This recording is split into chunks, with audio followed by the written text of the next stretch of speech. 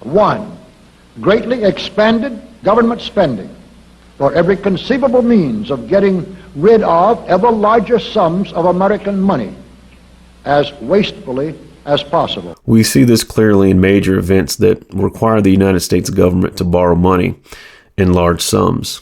And one of the best examples of it is the war on terror and the Cost Plus program in Iraq. It was a promise the Bush administration was not able to keep, assuring the nation at the outset of the war that the military would finish the mission in Iraq quickly for less than $100 billion. By any measure, the U.S. government has spent a fortune in Iraq, at least $437 billion so far. $12 billion a month in Iraq. Estimated interest on borrowed war funds is $800 billion.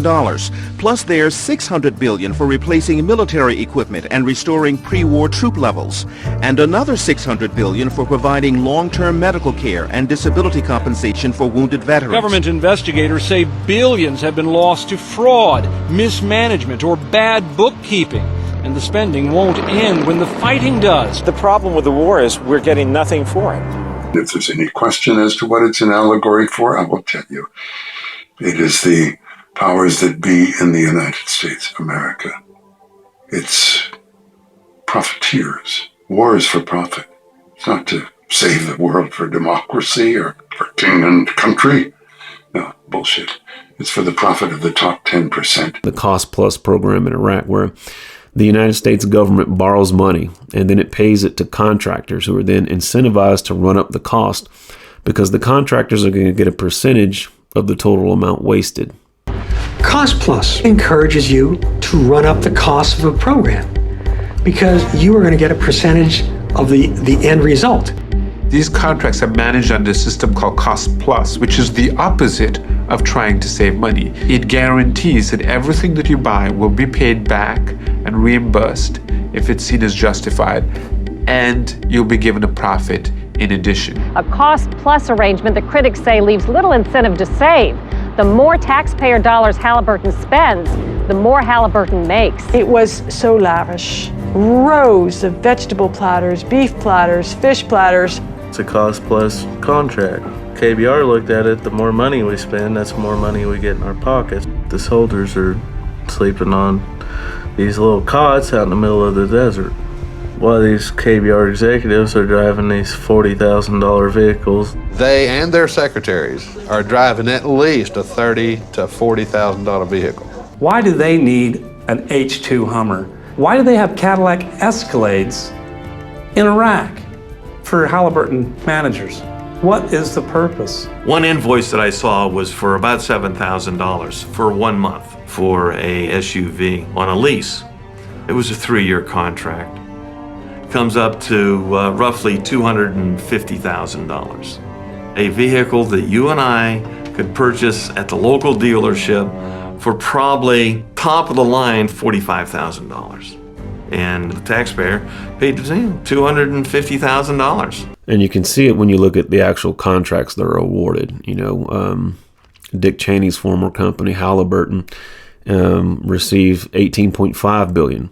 The subsidiary of Halliburton, which was KBR, or Keller, Brown and Root, they received a $7 billion contract for reconstruction and troop support. Parsons got $5.3 billion for engineering and construction. DynCorp International got $1.9 billion for police training. Transatlantic Traders got $5 million for surveillance aircraft. CACI got $1.62 billion in contracts. Titan got $2.05 billion in military service contracts. Blackwater received a whole host of contracts, one of which was $21 million just to guard Paul Bremer while he was there. The contracting business in Iraq is very, very lucrative. This war has been privatized to a greater extent than any other war in history. They're part of a multi-billion-dollar industry fueled by your tax dollars. 40 cents out of every dollar Congress controls now goes to contractors.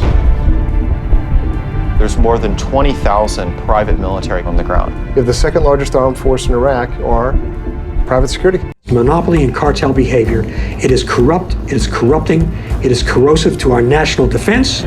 We can see with these contracts where you're incentivized to run up the cost because by running up the cost, you get a percentage of the total bill.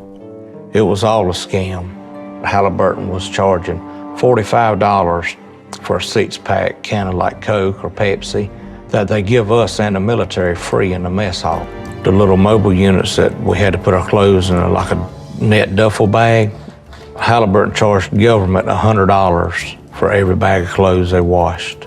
Because they get $99 a bag for a bag of laundry that I could do at home for $3. A legal way of stealing from the government or taxpayers' money. They got the wrong equipment, ordered the wrong stuff, computers stealing boxes, new vehicles.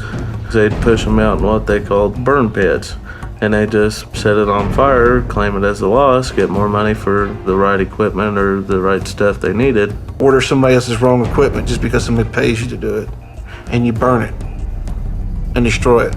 You got brand new trucks over there, and there's not even oil filters. So when the motor blows, what do? Buy a new truck and bill the government. $75,000 truck. They wouldn't even have a spare tire to fit it, and we had to blow it up. And they didn't care Halliburton did because the government's paying for it. Every day that a vehicle broke down, we would have to destroy it. And these are maybe $80,000 vehicles, maybe $100,000. You know, they're expensive trucks, entire convoys where every flatbed truck was empty. By running empty trucks on the convoys and billing the government for them. And it seems there wasn't no purpose in it. When you went up empty and you come back empty. And your buddy's getting killed for no cause at all. Not even as much as a Band-Aid on the truck. That's how Halliburton was making their money. Stay up to date with everything Iconic by following us on all of our social media.